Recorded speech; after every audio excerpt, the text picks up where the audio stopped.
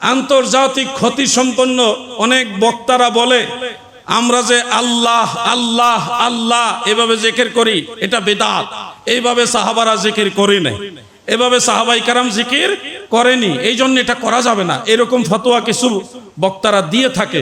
আপনারা কোরআন থেকে দলিল নিতে পারেন। এই আয়াতের মধ্যে আল্লাহ তাআলা বলেছেন ওয়া যাকারা ইসমা রাব্বিহি, তারা রবের নামের জিকির করবে। রবের নাম অনেক আছে, এর মধ্যে ইসমে জাত, আল্লাহর নাম একটা, ইসমে জাত হলো একটা, আল্লাহ আল্লাহ। তাহলে ওয়া যাকারা ইসমা রাব্বিহি, রবের নামের জিকির। তো রবের নামের জিকির, রবের নাম ইসমে জাত হলো আল্লাহ। আল্লাহ আল্লাহ জিকিরের কথা দলিল খুঁজতে এত কিতাব পড়া লাগে? কোরআন পড়ো, কোরআন পড়ো। তাফসীরে মারিফুল কোরআনের মধ্যে পর্যন্ত এই আয়াতগুলি সামনে নিয়ে এসে বলেছেন আল্লাহ আল্লাহ জিকির করা ইবাদত, আল্লাহ আল্লাহ জিকির করা ইবাদত। এমনকি আল মুস্তাদরাক আলা সাহিহাইনের মধ্যে ইমাম হাকিম নিসাবুরি রাহমাতুল্লাহ আলাইহি আরেকখানা হাদিস উল্লেখ করেছেন। প্রিয় নবীজি বলেছেন লা ইয়াকুমুস সাআহ হাত্তা ইয়াকুলা আহাদুন আল্লাহ আল্লাহ, ততক্ষণ পর্যন্ত কিয়ামত হবে না যতক্ষণ পর্যন্ত একজন ব্যক্তি বলতে থাকবে আল্লাহ আল্লাহ আল্লাহ। এই আল্লাহ আল্লাহ জিকির যতদিন আছে ততদিন দুনিয়া থাকবে। আল্লাহ আল্লাহ জিকির বন্ধ হয়ে যাবে, দুনিয়া ধ্বংস হয়ে যাবে, ওয়াহাবিরাও থাকতে পারবে না। বন্ধুরা আমার, তাজকিয়ায়ে নফস যেটা আত্মশুদ্ধি, এই জিনিসটাই আমি আপনাদের বোঝানোর জন্য চেষ্টা করছি। আত্মশুদ্ধি আবার কিভাবে হয়, আত্মাকে শুদ্ধ কিভাবে করে? যেমন খেয়াল করেন, হুজুর গাউসে পাক বড় পীর আব্দুল কাদের জিলানী রাহমাতুল্লাহ আলাইহি, তিনি একদিন ওনার হুজরা মুবারক থেকে বের হয়ে বিকাল বেলায় রাস্তায় বের হলেন, বাগদাদ শরীফের রাস্তায় বের হলেন। এর মধ্যে তিনি অন্তর্চক্ষু দ্বারা দেখতে পেলেন বিশাল বড় এক সিংহাসনে সাদা দাড়ি, সাদা টুপি, সাদা পাগড়ি, সাদা জুব্বা, সব সাদা, বুরুশ উদ্দাপ সাদা। এই সাদা একজন বিশাল ধরবেশ, দরবেশ না ধরবেশ, একজন বিশাল সিংহাসনে বসে হুজুর গাউসে পাকের প্রশংসা করতেছে। হে আব্দুল কাদের জিলানী, তুমি অনেক বড় ওলি, তোমার এই মহান মর্যাদা, তুমি এত বড় দরজা লাভ করেছো, তোমার এই সম্মান, এই ইজ্জত, বিভিন্ন প্রশংসা করতেছে। গাউসে পাক তার প্রশংসা শুনে হঠাৎ করে একটু স্তম্ভিত হয়ে তাকিয়ে রইলেন। ঘটনা কি? চিনি না জানি না একটা লোক, সে আমার প্রশংসা করে কেন?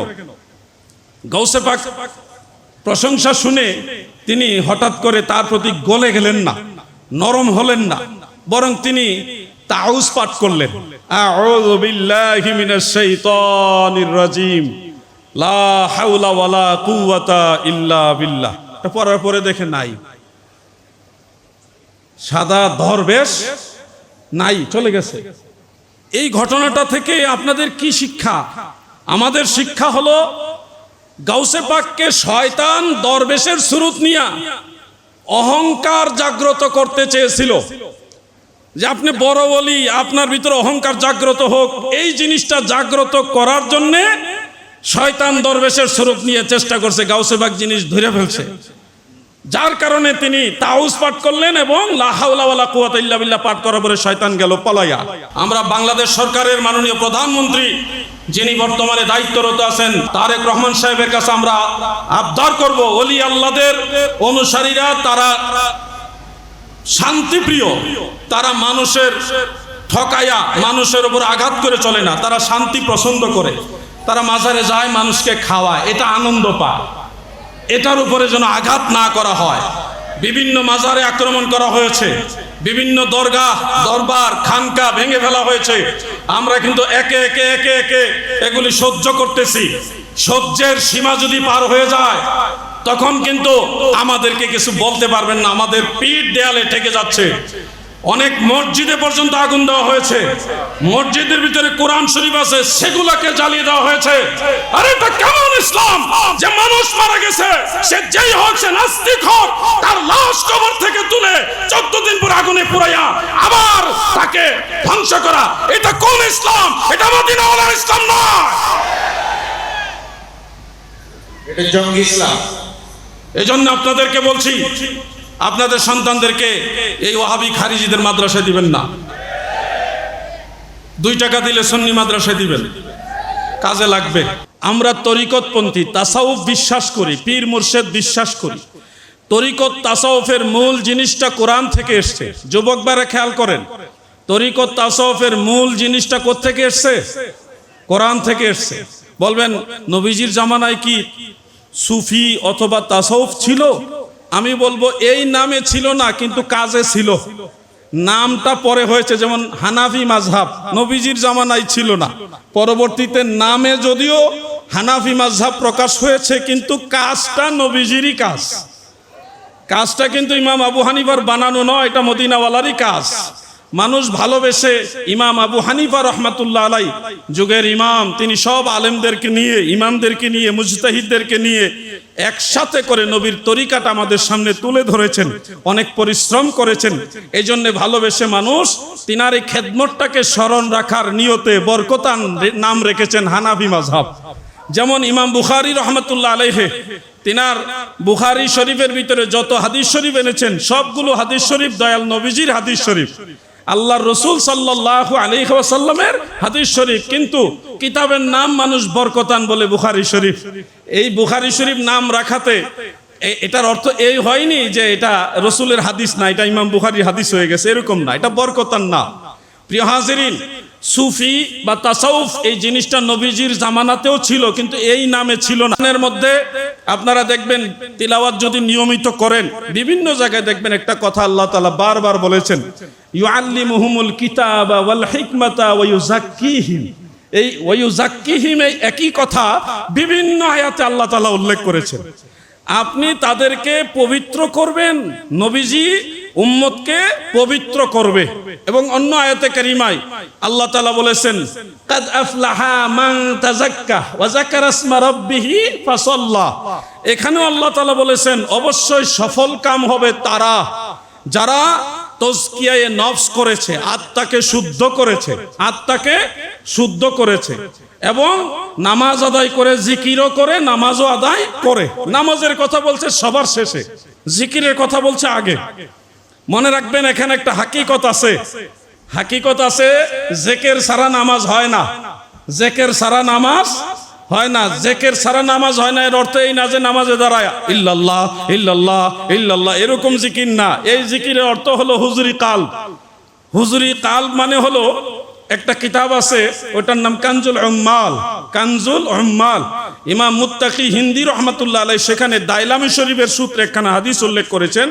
আমি দাইলামি শরীফের মেইন কিতাব সংগ্রহ করে সেখান থেকে সনদটা সম্পর্কে আমি দেখেছি, হাদিসটা মওযু নয়, এটা নির্ভরযোগ্য হাদিস, ফাজাইলের ক্ষেত্রে দলিল দেওয়ার উপযুক্ত হাদিস।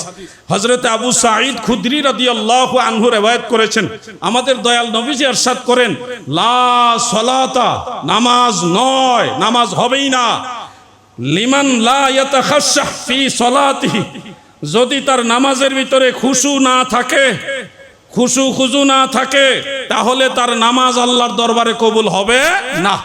ইমাম আবু আব্দুল্লাহ মুহাম্মদ ইবনু নসর আল মারওয়াজি রহমাতুল্লাহ আলাইহি, যিনি ইমাম বুখারী রহমাতুল্লাহ আলাইহির ছাত্র ছিলেন, তিনার একটা কিতাব আছে, সেখানে তিনি, কিতাবটার নাম হলো তাযীমু কাদরিস সালাহ, তাযীমু কাদরিস সালাহ। এটা প্রায় 1200 বছরের আগের কিতাব, সেটাও আমি সংগ্রহ করেছি।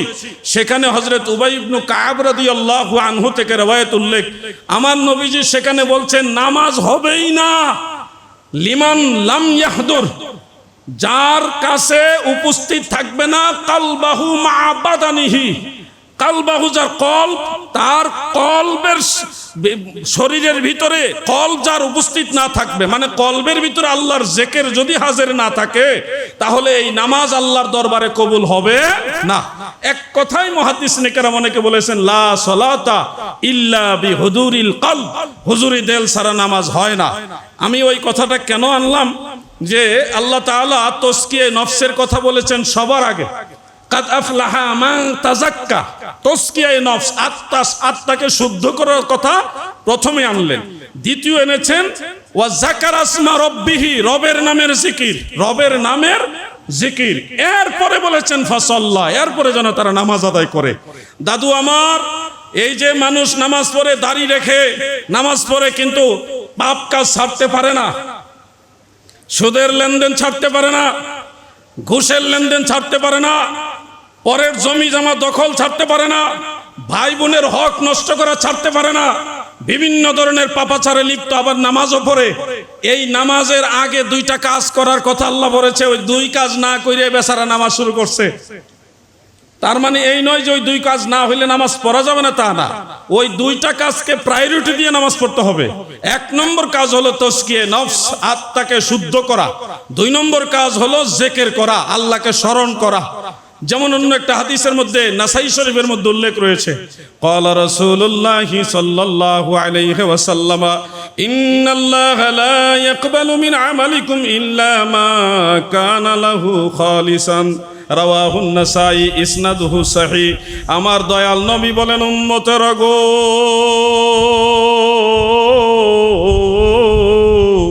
তোমাদের ওই আমল সমূহ আমার আল্লাহ কবুল করে না যে আমলগুলো আমার আল্লাহর জন্য খালেস ভাবে করা হয় না। আমি আপনাদের গভীর দৃষ্টি আকর্ষণ করছি, কারণ এই সাবজেক্টটা বোঝার জন্য কিছুটা জ্ঞানের প্রয়োজন আছে।